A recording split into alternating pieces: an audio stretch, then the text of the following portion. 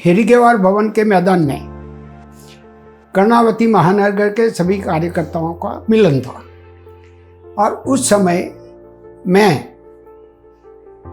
कर्णावती महानगर में सर्वस्व भाग में कार्यरत था। तो नरेंद्र भाई उस दिन जवाबदारी वितरण जो कार्यक्रम हुआ, इसमें उन्होंने जो मैंने फर्स्ट टाइम सुना था, नरेंद्र भाई का नाम तो सुना था, लेकिन नरेंद्र भाई की वक्तृत्व में जो कुछ स्टेबिलिटी यानी वक्तृत्व की जो क्षमता है, वो मैंने जिंदगी में प्रथम समय नरेंद्र भाई को सुना जून महीने में कर्णावती महानगर के सम्मेलन में। उन्होंने जब शिकागो का एक उदाहरण दिया रक्तपित्या का आश्रम का, तो मुझे ऐसा लगा कि नरेंद्र भाई भारत के बारे में तो काफ़ी कुछ जानते हैं, लेकिन विदेश का भी इतना नॉलेज रखते हैं, वो मेरे लिए बड़ी आश्चर्य की बात थी। फिर तो मेरी 81 में ट्रांसफ़र हुई हिम्मतनगर। तो हिम्मतनगर में भी आने के बाद मुझे डेगाम हिम्मतनगर प्रांतीय 3 तहसील का काम दिया गया और नरेंद्र भाई भी विभाग प्रचारक के नाते हिम्मतनगर आने लगे। उस समय जो कार्यकर्ता थे हमारे साथ में, इसमें अनिरुद्ध भाई पटेल, सोमभाई छगनलाल सगर, जुआ भाई राठौड़, घनश्याम भाई दवे, ये सब लोग हम सक्रिय थे। मेरी पास नगर की जिम्मेवारी थी। तो नरेंद्र भाई जब भी आते थे तब नरेंद्र भाई का भोजन हिम्मतनगर के जो परिवारों में होता था, तो नरेंद्र भाई का ऐसा आग्रह रहता था कि मेरा नगर कार्यवाह में जहाँ भी भोजन करूं, इसके साथ मेरा नगर कार्यवाह भी भोजन करे। तो ये बड़ी शीघ्र की बात थी कि एक विभाग प्रचारक जहाँ भी भोजन करने के लिए जाते थे तो नगर कार्यवाह के बिना वो भोजन नहीं करते थे। और दूसरा आश्चर्य मुझे ये हुआ कि नरेंद्र भाई डायरी और पेन लेके मुझे पॉइंट लिखवाते थे। तो कैसा पॉइंट? तो भाई जिस कार्यकर्ता के घर मुझे जाना है, एक कार्यकर्ता का नाम, उसका पिताजी का नाम, उसकी पत्नी का नाम, उसके परिवार के सारे छोटे बड़े बच्चे का नाम, और यह घर में जब नरेंद्र भाई प्रवेश करे इसके पहले वो परिवार का जो मुखिया है, इसकी पत्नी का नाम से नरेंद्र भाई बुलाते थे, क्योंकि मुझे होमवर्क को बताते थे। तो क्या होमवर्क करना, कोई बेना पियर कौन सा है, यानी अपना पियर पक्ष जो बोलते हैं, इसको हिंदी में क्या बोलते हैं मुझे पता नहीं, पियर पक्ष की सारी जानकारी।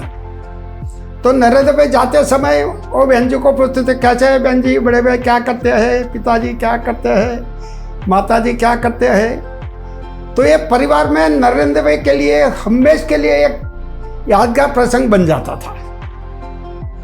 दूसरा, कि जब बैठक लेते थे तब डायरी और पेन लेके वो लिखवाते थे कि भाई संपर्क कैसे करना, संपर्क यानी का। तो जब संपर्क में जाओ, सेविंग करना, माथे पे वार थोड़ा लिमिटेड चाहिए, वो आवारा करके ले जाना, कपड़ों को ठीक से प्रेस करना, पाँव के बूट जो होते हैं, जूती, वो जूती को पॉलिश करना, और स्नान कर सकते हो तो ठीक है, नहीं तो हाथ पांव धो के जाने का किसी के घर। और घर में जब प्रवेश करो तो कभी भी बिना बोले जाना नहीं। तो क्या करना, कॉल बेल है तो लगाना, कॉल बेल यदि नहीं है तो जरा थोड़ा सा टकोरा लगाना, क्योंकि घर में बहन होती है, अकेली होती है, कभी कार्यकर्ता घर में होता नहीं होता। तो एक कार्यकर्ता की पत्नी अपने को ठीक कर ले तभी वो घर में प्रवेश करने का। जब घर में प्रवेश किया तो जाके अपना संघ का इतिहास उसको नहीं बताने का, यानी कम बोलने का, ज्यादा सुनने का।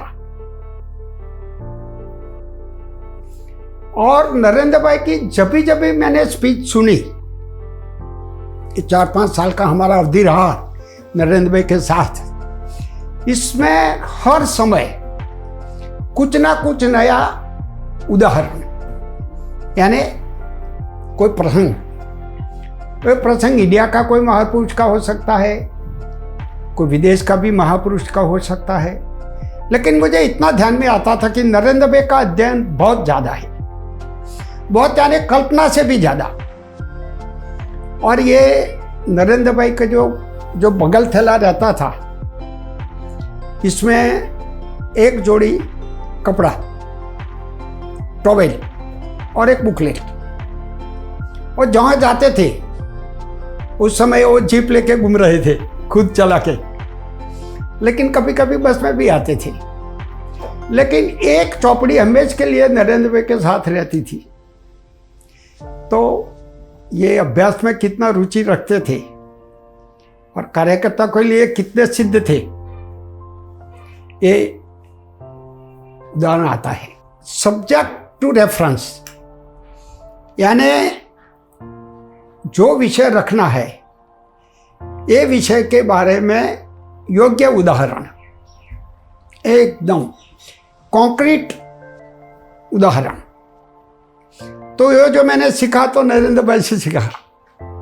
जब भी नरेंद्र भाई स्पीच देते थे तब मैं डायरी में नोटिंग करता था, और इम्पोर्टेंट स्पीच जब होती थी तब मैं सारा काम छोड़ के 100 किलोमीटर दूर नरेंद्र भाई की स्पीच होती तो भी मैं चला जाता, और नरेंद्र भाई की स्पीच में जो कुछ उदाहरण वो देते थे मैं डायरी में लिखता था। आज मेरे पास सारे ऐसे कुछ उदाहरणों की इतनी बड़ी डायरी बनी है। तो ये नरेंद्र भाई से मैंने सीखा कि भाई तुम जहाँ भी संघ के कार्यकर्ता के नाते कहाँ जाते हो तो आप स्वयं सिद्ध होने चाहिए।